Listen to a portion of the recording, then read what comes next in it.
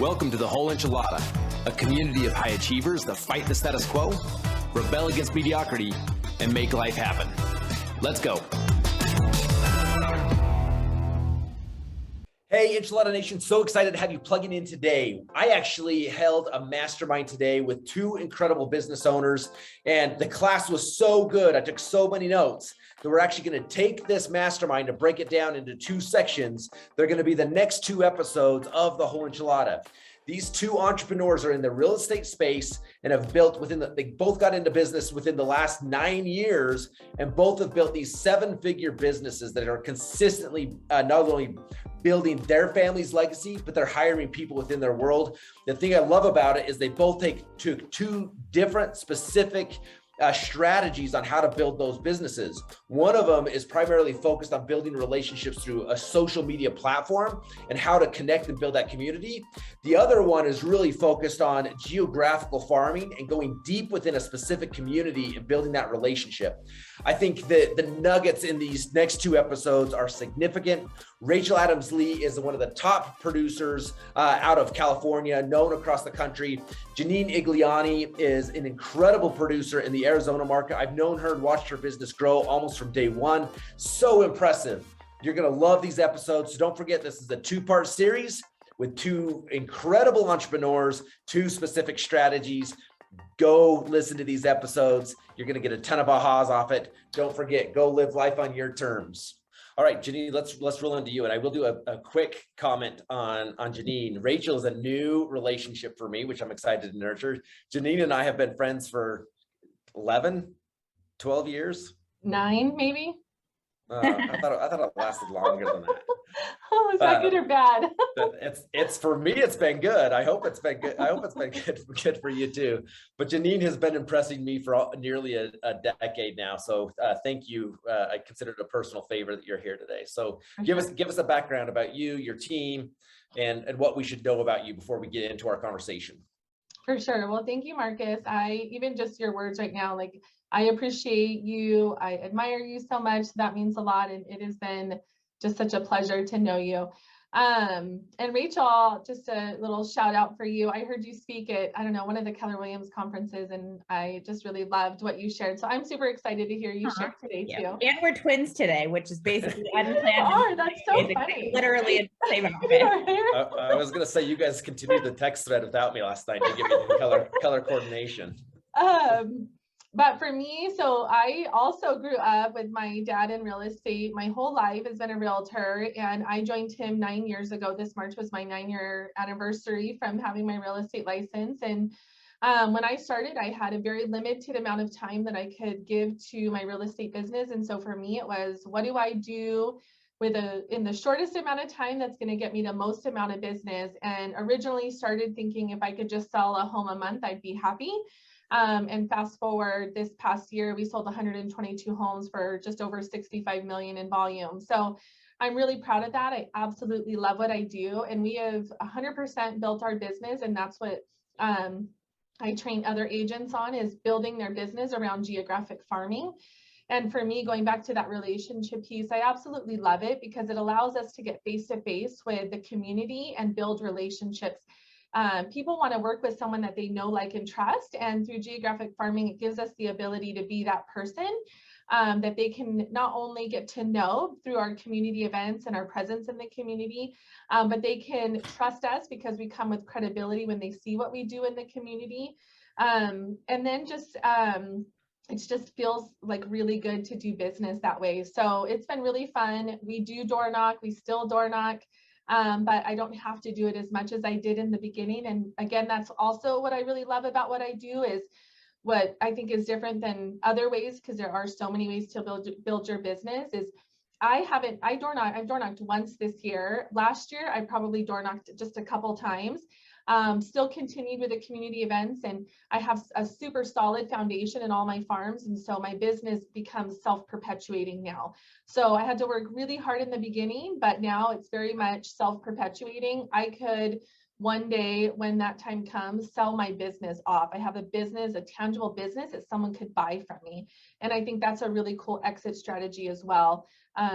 So I love what I do. I love getting face-to-face and building relationships. And the last thing I'll say is I think in this market and in today's day and age, it is more important than ever to have those relationships. There is more competition than there's ever been in the real estate world, not only from other realtors. Just to give you an example, when I got licensed 9 years ago, there were 38,000 realtors in the state of Arizona.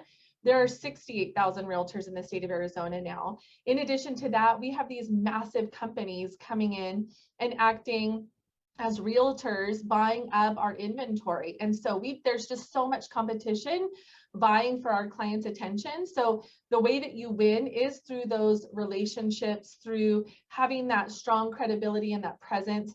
And as things start to shift and change, which ultimately they will because they have to. The other thing I think that's super cool about what we do is it gives us the ability for someone to say, hey, they're stable. I've seen them here. They've continued to do well. And so they know our area. And I think that's going to play out really well as things continue to change. So. Awesome. Beautifully said. Now, I told you guys that I was going to bring in some legit people, and listening to their background, I hope you're now saying, yeah, okay, Marcus pulled his weight here and brought in some really good people. I'm really excited about the nuggets you're going to get from this. And then also, I hope you even though you saw some consistency in their message about the importance of relationships, I hope you also caught that their strategies are very different. Janine is very focused on geographical farming and building a relationship that way.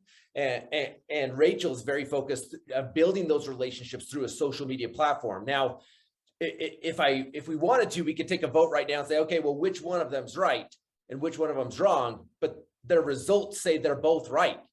The key is they both become the best at the strategy they chose to implement. Now, they probably have some crossover in some of the other strategies and how they do those things, but they have their one thing that they are so good at. And part of that's the reason I wanted these two different strategies in here today, is for you guys to start thinking through getting recommitted to building the relationship and listing focused activities, but also identifying, based on your demographic, based on the business structure, what are you going to become the master at?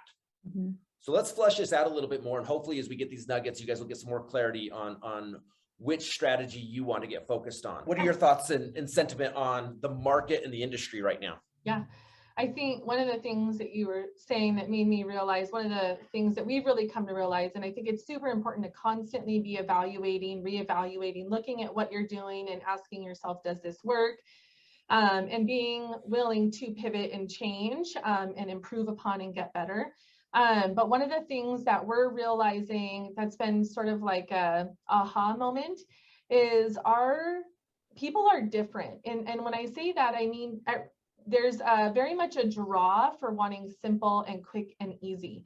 I think the innovation of the internet and being able to have everything at our fingertips and within seconds, right, has changed who we are as a people. And for example, the other day I was working out and I had a question in my mind about what the weather was going to be. And I was like, well, I need to just quick get on my phone and find out what the weather is going to be for today. And then I was like, Janine, that's ridiculous. Finish your workout and then you can find out what the weather is going to be. And I realized, wow, I am so trained to want everything now. And I don't think it's any different, which is part of the reason why I think these big iBuyer companies have come in and taken market shares, because they offer that quick and easy convenience. And so the lesson that we've learned is, okay, we also need to offer, we need to be easy, right? We need to be simple. We need to be super clear with our messaging, super concise, so that we can meet that need for people. And we want it to be easy. You know, I don't know if you guys are like this, but if I go to do an order online and it's like too complicated, I don't do it. I'll literally cancel my order and just say, forget it, it's not worth it. Whereas, you know, you can go on Amazon and like in 2 seconds, I think even one, right? You just swipe and you buy it now. So I think we're trained and programmed differently. So we have to respond to that. So my point is, we have to make it easy for our clients. We have to be super simple and concise. And I think it's really important that we're continually bringing value. I love what Rachel said about that. Everything that we do, I don't want to be putting junk out there. I want it to be a value add. I want it to be helpful, useful information. So whether I'm sending, and I send weekly video emails to my farms, so they see my face every week. And so I'm trying to come with good content that's worth them spending a few minutes to watch. So whether I'm telling them about the upcoming community garage sale or community events, I'm telling them what's going on in the market, what's happening with rates. I want to be really intentional with bringing valuable information. Same with anything that we send to them via mail, snail mail, or leave on their door. It has to be valuable information. And I think when you can be seen as the source of that information, that's where you get that credibility. And just makes it easier to work with. Because of what we do, when I walk into a listing appointment, one of my favorite things, this just happened yesterday, when a client has my marketing pieces in their hand, they've saved it because they see what we do it so consistently, and they knew, and this family said yesterday, when we were ready to sell, it was a no-brainer, we were going to call you guys. And I love that. So I think it's important that you're consistent with your messaging, that it's clear, concise, and easy, and value added. Beautiful. I love that you're bringing up the word convenience. This word has got my thinking time over the weekend. In fact, my podcast episode on the whole enchilada that posted today or yesterday was on this exact topic. Historically, I think we as agents, we came to this conclusion that if our relationship is strong enough, the convenience can be a little bit less than what someone else is offering.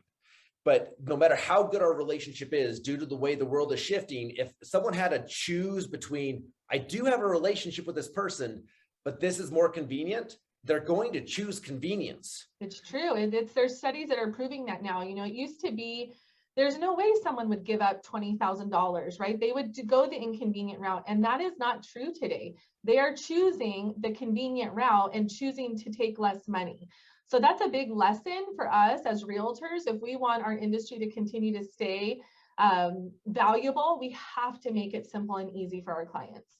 Yeah, I love this. The aha moment I had as I thought through this over the weekend was the relationship is the conduit to convenience.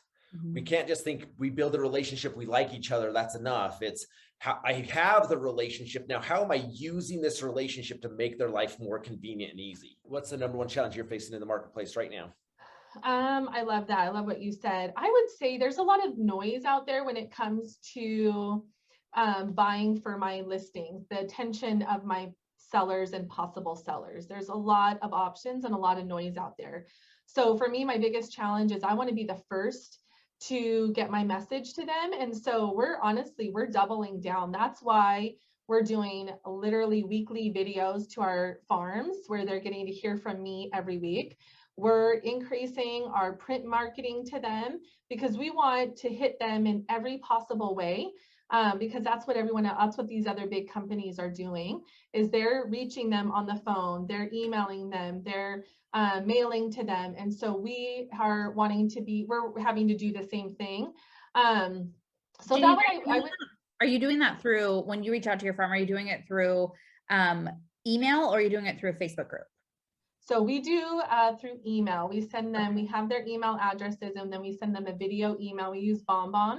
And then they get that from us every week. And what's really fun is we've seen the engagement increase week over week. And now people are starting to expect those because they're used to getting them. So I'm having conversations with people. It's been so awesome. I think that's been really huge. And people love videos. They love to see your face. And so I think that's been like a huge thing for us. And I absolutely love it. And then the only thing I would say too is I think to Rachel's point, it is so important that you set expectations, and that's why a buyer consult and a thorough listing appointment is crucial in this market. I think too many agents, we take it for granted, like, oh, they want to use me to buy, so I'm just going to jump and go show them these houses without setting the expectations ahead of time. So that they know what to expect, because it is a tough market. And on the flip side, on the listing side, where, we were having 23 offers on our listings at the beginning of the year, we're having like 2 or 3 now.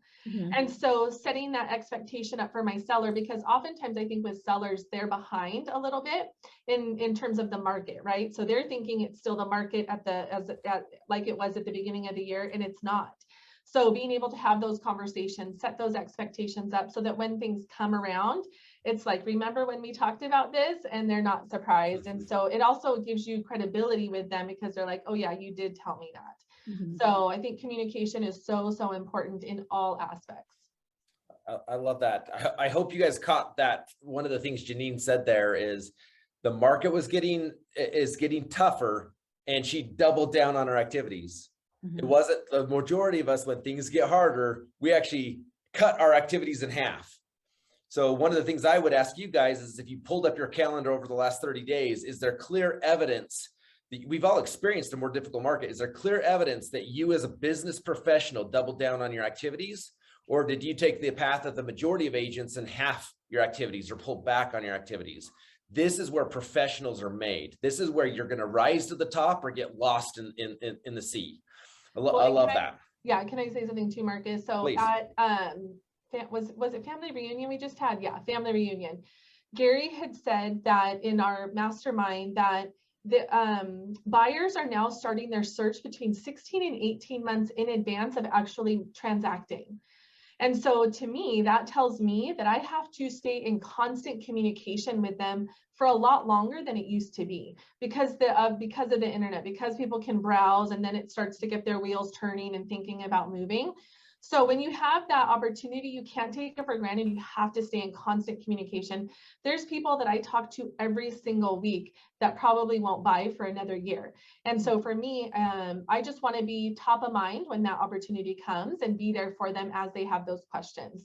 And just, I want to be seen as a professional that can guide them in this process, no matter what direction they decide to go in. I think that's an important piece, and thank you for bringing up the time frame there, because I think a lot of us, we get this courage, right? This, all of a sudden we have this courage, we're going to double down on our activities, and a week later we're like, well, I didn't make any commissions this week, I guess that's not working, right? We know the model, we know the activities are going to work.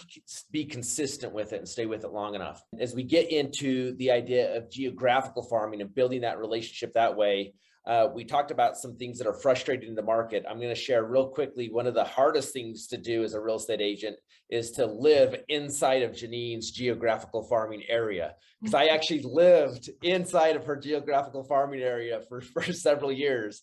And I just had to come to a conclusion of like, I'm not picking up any business. My neighbors don't belong to me. They belong to Janine. So that came very clear to me very quick. So you're awesome. All right, so talk to us a little bit about, and some of the questions are going to feel similar in types of questions, but the answers are going to be significantly different. So talk to me about your geographical target farm. Like how big of an area are you really focused on? So when I started out with 2,000 homes that I intensely focused on, and now we're farming 16,000 homes on a regular basis. But for me, it was number one, being super consistent with my touches. And my touches at the time were in print marketing. So I would print some sort of flyer with information, and I would door knock that in the morning, and I would door hang it in the afternoon, and I would kind of switch my neighborhood. So it was about just consistently touching my farm on a regular basis with valuable information and wanting them to see me as their real estate professional. So I think it's super important that you're consistent with your farm, that you schedule out kind of like what Rachel was talking about in terms of your posts. We have a marketing calendar, so we have everything on there that we're accountable to. So in advance, it's not like, oh wait, it's the first of the month and we have to do X, Y, and Z. We already know ahead of time that this is coming, and so we do it, and we do it every single month. And like I said, one of the coolest things is going into a listing appointment with my client, showing me the marketing material that they've saved, that I've sent them, because they knew when they were ready to list that they would call us. And for us, when I talk about like doubling down, I think it's really important that you share the successes that you do have in your farms and in general anywhere. So any listing that you take, we do 100 door hangers. We do coming soon, we do just listed and just sold for 100 homes around there. And with the way that the market has been going, we've actually upped that to 200 and 300 because we want to go even wider. We also, so we do the just sold, and what we're now doing is a month later, we're coming back and we're hitting those same homes with that client's testimony of their experience with us. So we're taking their words, because we're really intentional with getting reviews. And I think that's super important to get your clients to write a review for you. But we take their review, we take their words, we take a photo of them, and we share that to all the neighbors. And that's been really cool too, because then the neighbors are like, oh yeah, I would see them out front all the time, and now I see their photo and their words, and it lends to credibility. Again, there's a lot of noise out there, so I think it's really important that you combat that and you are in their face just as much.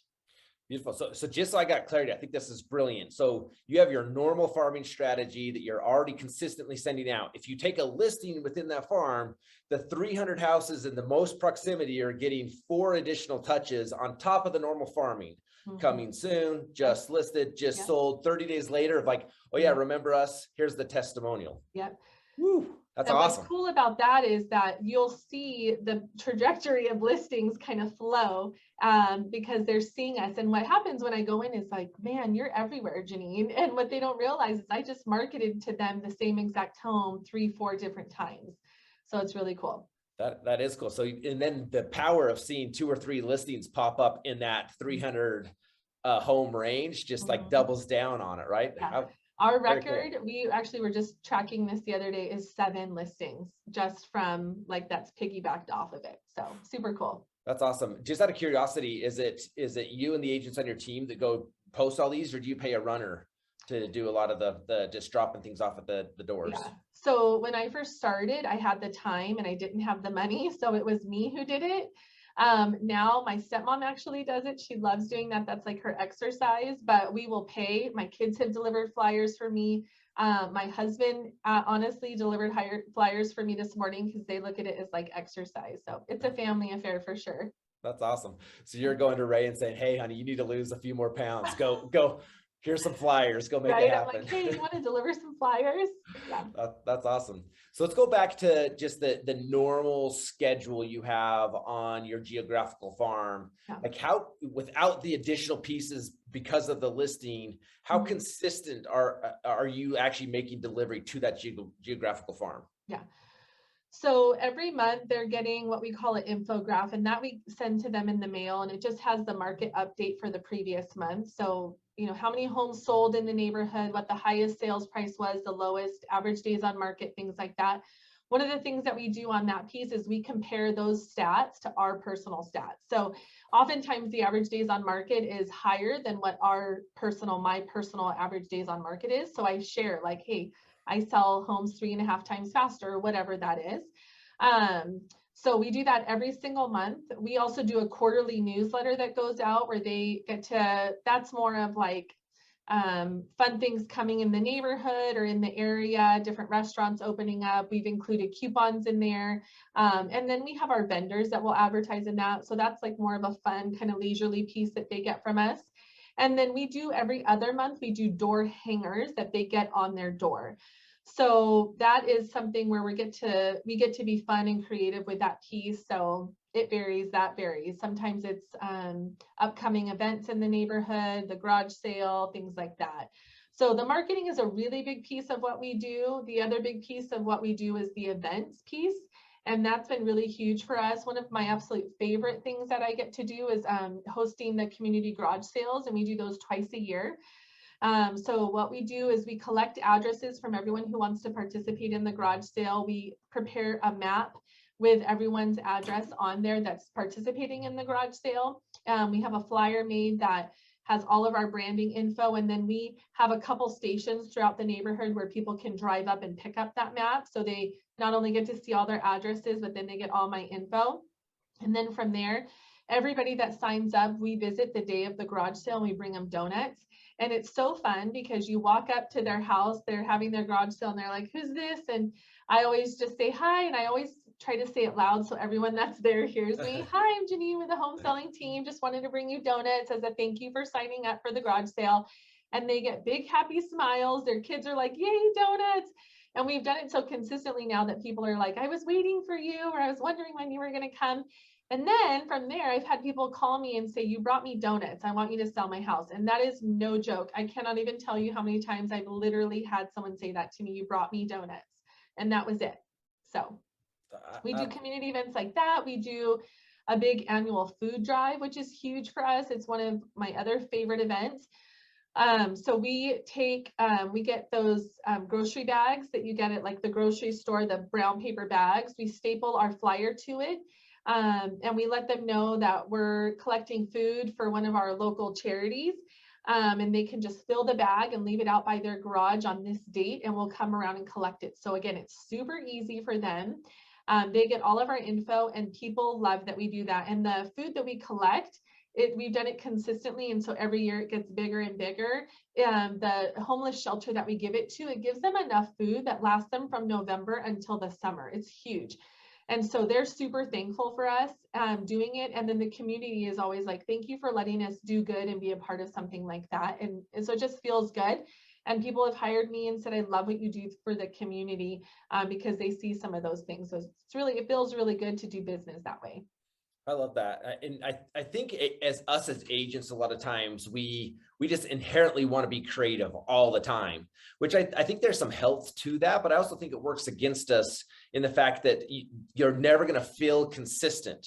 So like the fact that you always bring donuts, or you always do this event every year, it isn't like, I remember you did an event sometime, I just can't remember what it was. It's like, no, oh, you're the one that does the garage sales every quarter. You're the one that does this every year, right? Like we pick what you think is going to be most impactful, and then be consistent with it, where you become the person that does that, right? I love that. I wanted to ask you a question specifically around how you tap into the schools within your farm. Because I can't tell you how many times I went to one of my kids' events at the school, and there's 200 kids and families around Janine's tent giving away popsicles or otter pops. And it's just like, I'm like, she's freaking crushing it. But like, how have you used that as a platform with these events?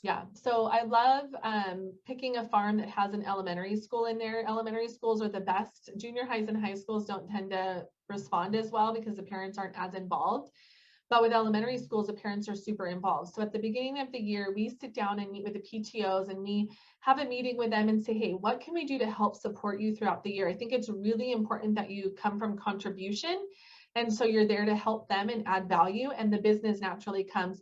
And so that's when they'll tell us about the events that they have planned for the year, the things and the ways that they need help. And so sometimes it's, hey, we have this event coming up. Do you want to provide the waters for it? Sometimes it's, hey, we're going to do donuts with dads. Will you provide the donuts for that, or the juice or whatever? And anything that we can be a part of to help them, we love doing that event. They do fall festivals, carnivals. I have one coming up next week where we're hosting the petting zoo for their event. And so we're going to be there just, with like a little A-frame that says sponsored by, and just talking to people. And again, that's where you get face-to-face and you get to build relationships with people, because you're seeing them and they're seeing you. And so I love, it just feels so good to do business that way. Oftentimes my kids are there helping out, and that's really fun too, that they get to see their mom work and they get to kind of be a part of it. So love it. So you do a lot of stuff. So I'm imagining your marketing budget's pretty significant. Do you get some of your vendors involved, things like that help offset some of that cost? What does that look like? Yeah, so we just hosted a big Easter egg event in one of our farms, and everything there, we had bounce houses, we had a petting zoo, we had face painters, we had the Easter bunny, we had 6,000 eggs that we let the kids pick up. We had music, we had a photo booth, and every single thing in that event was paid for by someone else. The only thing that we covered was just the expense of being there, because we have our vendors contribute. I'm super big on leading with revenue. There's an event that we want to do in the summer, and the budget's kind of tight on it, and so we're holding off on that. So I think it's really, really important that you lead with revenue. When I started, I literally started with black and white flyers, and I would staple a rubber band to the corner of it. And as time has gone on and we've done more business, I've been able to spend more. But I think leaning on your vendor partners is really, really huge. And if you're referring a lender out consistently, or a title company, I don't think it's unreasonable to ask for them to help out. I love that. And again, I love the fact that you're sharing some of how you started, the black and white piece of paper with a rubber band tied to it. And it's more important that it's getting done consistently than it's the most high-end, glossy, thick paper with the most perfect design. This is an activity-based market. Let's get serious about the activity.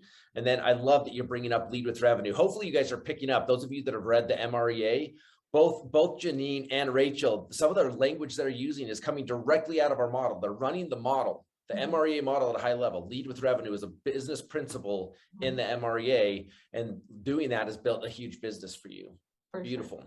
So let's shift from what it is you're currently doing to let's coach some of our agents. If one of our agents said, you know what, I want to get better at farming, specifically my neighborhood, how would you coach them to start this process to being a great geographical farmer? So I think it's really important that you decide on the area that you're going to consistently market to. So picking the geographic farm, essentially determining how many homes are there, and then putting together your marketing plan. So how often are you going to touch them? I think at least once a month. If you can hit them every 3 weeks, that's even better, because it just it activates their reticular activator, where they feel like they're seeing you everywhere. Something psychological happens in that 3-week period, but at least once a month you want to hit them. And I would say to you too, and I'll share with you my trajectory, but I think it's really important with farming. Farming is truly like farming as if you were growing a crop, right? You're planting seeds. So the things that you're doing today are not going to pay off. You're not going to see the result of that until 3 to 6 months down the road. The idea is that you've planted enough seeds that you continually have this flow of business, and now you can piggyback off of that success. Success compounds, and when you're farming, that's really, really key, that you consistently do the same thing and you take advantage of that success. So for us, pick an area, set your marketing calendar, determine in advance what you're going to do on a regular basis. And then I think you need to touch them in different ways. So I think you get them in the mail, you get them on their front door, you get them in their email, and then you get them through the community events. And you guys, a lot of these things do not have to be expensive. It's not hard to put together a garage sale. When I bring donuts, I bring them 6 donuts. I don't bring a full dozen of donuts. It's just the idea of getting out there, organizing the food drive. I got the grocery store. We've always gotten the grocery store to donate the bags. And that's a lot of grocery bags. So for us, the only expense is the cost of the flyer and then delivering them. But we've also partnered with local high schools, and their like band was one of them. There was a softball team, that was another one, that they'll go out and deliver as like a community service project for us. So I'm always looking at ways to save money. But when I first started, my first year from March to the end of the year, I sold 11 homes. My second year was 24. And then I went up to 64 homes, 106 homes. And then we've been between 120 and 140 consistently ever since then. And so it does work, and you can see that success compounds. And like I said, when I first started, I was door knocking. So I was out there all the time. Doing, open houses and door knocking for my open houses. I mean, taking advantage of all of that. And now I hardly do any of that, but I still maintain that successful business. So it's hard work, and you're laying these really solid foundations, but it is so sustainable. That's the difference between what I do and, for example, those that cold call. When you stop cold calling, the business stops. And so now I have this super solid foundation with my farms. Now I can really pour into my relationships. And that's where it gets to be really fun and exciting. Love that. And I think for a lot of people, I love that you brought in the fact of like, if cold calling is your jam, a lot of people decide to do that because it can turn $1 tomorrow, right? There is a potential that can turn $1 tomorrow. The idea of the farming is that can continue to feed you long term. So if you're planning on being in business and being significant and relevant in years to come, these are seeds well planted that are going to continue to feed you over time. One of the other things that and I appreciate you sharing some of your statistics, because if you read the MREA model, it suggests that in farming, a smaller, more succinct farm should produce about 1 cell for every 50 people you have in your farm. We're finding, because of the amount of noise in the industry, that number's growing. That's like 1 in probably every 60 or 70 on a smaller farm. But then as you started getting a bigger farm and reaching farther outside, that number even increases more. Looking at, and Janine, I did the quick math on the numbers you were sharing. You now have a farm of 16,000 16,000 homes in your farm, and you're doing about 160 transactions. That's 1 transaction annually for every 100 people in our farm. So if you look at that, it's just like the idea behind this, Gene, I'd love to hear your point on this. A lot of us think it's go big or go home, meaning like, Well, if she started at 2,000 and went to 16,000, I'm just going to start with 16,000 and go from there. The power of your farm actually is augmented if you crush it smaller and let the volume and mass of your farm push itself out. Would you agree with that? 100%. And all of our farms started with the original farm, and now we've grown out. So every farm we have touches the next farm. And it's just the natural progression in business. And because, you know, think about it, when you're hosting open houses, people are coming from around the area and the neighborhood, and they're going to start to see you. So it just makes sense that you're going to naturally flow out from there. So, and we get to build on that credibility and that success, which I think is also really important for new agents. When you are farming and you don't have a listing, go out there and preview properties in your farm and then share about it on social media. Post about that home or a feature that you like. I think it's really important for people to see you as active out there in your farm and knowledgeable. And that's going to be something that's going to be really important too, is just study your farm, get to know who's built in there, what kind of homes are there in there, what, you know, amenities do you have? I mean, all of that is going to be super important information as you're having conversations with people. I had an open house 2 weekends ago, and I had some new agents there shadowing me, and someone came in and it was in my farm and was asking tons of questions about the neighborhood, and I knew everything. And we talked about it after, and that guy was like, thank you so much, this is so helpful and all of that. And they said, Janine, we wouldn't have known that. And I said, that's why it's really important that you do your homework. No matter where your open house is, you want to know what other homes are for sale, what has closed recently, because you want to just be the one that's seen as that source of information, which I think is also really cool about farming, is you are constantly looked at as the source of valuable, helpful information. If someone needs a referral for something, I get people all the time, do you have a plumber, do you have this or that? And I'm happy to be that person because it gives me an opportunity to be in relationship with them. Yeah.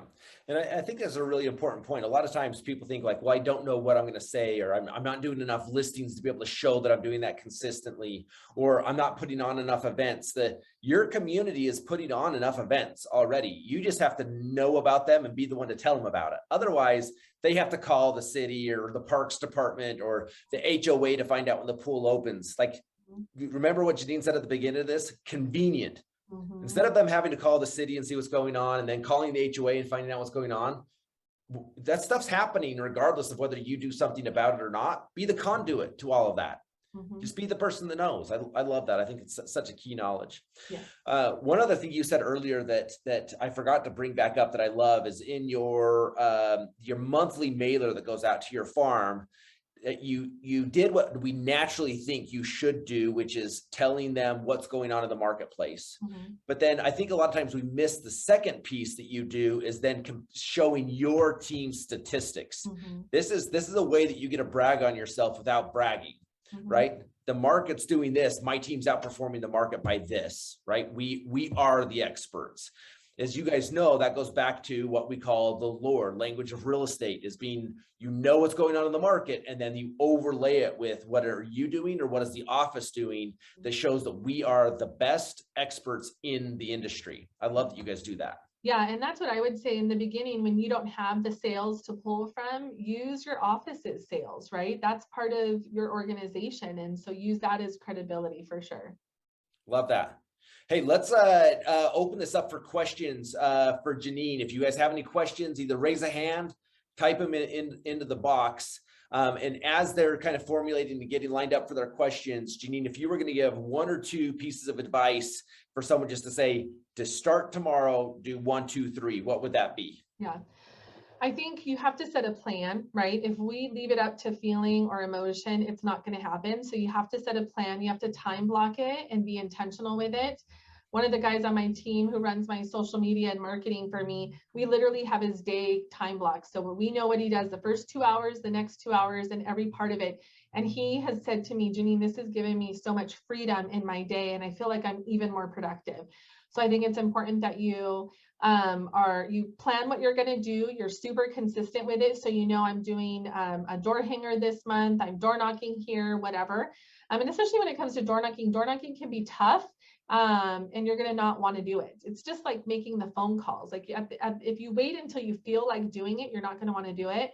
But once you do it, it feels so good and it's so worth it. So be consistent with it. Whatever you decide to do, make sure you're super consistent. Oftentimes the win is just around the corner and people give up far too early. Again, I can look at my trajectory of my career and see how at different points in my timeline that things kind of popped. And I remember for me, it was at month 11 when I was like, poof, all of a sudden I was getting all of these calls and I was like, gosh, what if I would have given up a month ago? I would have missed out on all of that. So I think you stay with it, you stay consistent, realize that you're planting seeds for down the road. So stuff that you do today, you're not going to see until 3 to 6 months down the road. So consistent, time block. And then I would say find a mentor. So that was another really key thing for me was having somebody that I could check in. And honestly, even with Marcus, I'll still do this, like run ideas off of him, but find a mentor that you can just stay accountable to and stay encouraged by, because this is a tough business and you have to keep your mind right. I love that.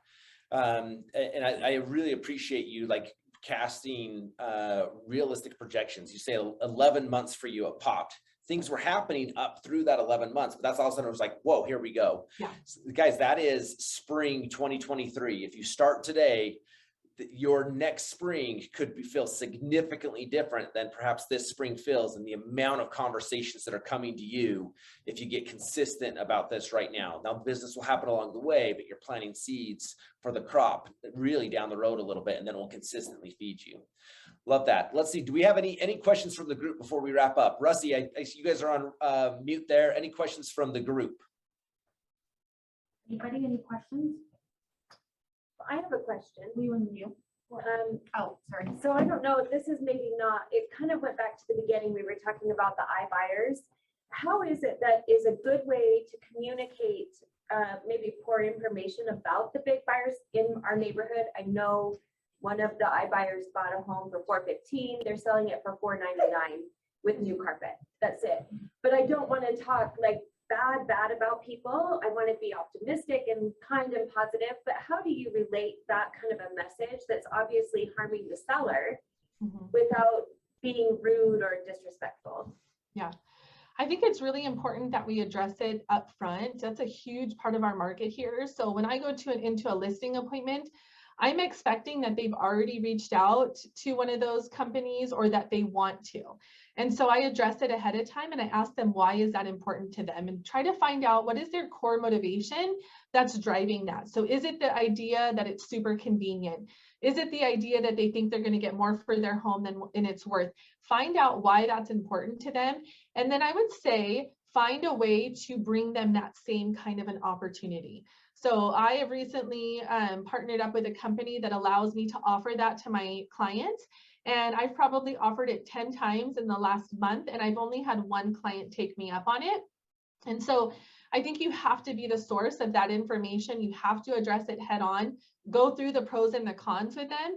And when you can remain super neutral and really come from a place of I'm here to do what's best for you, then they feel like, okay, she really is on my side.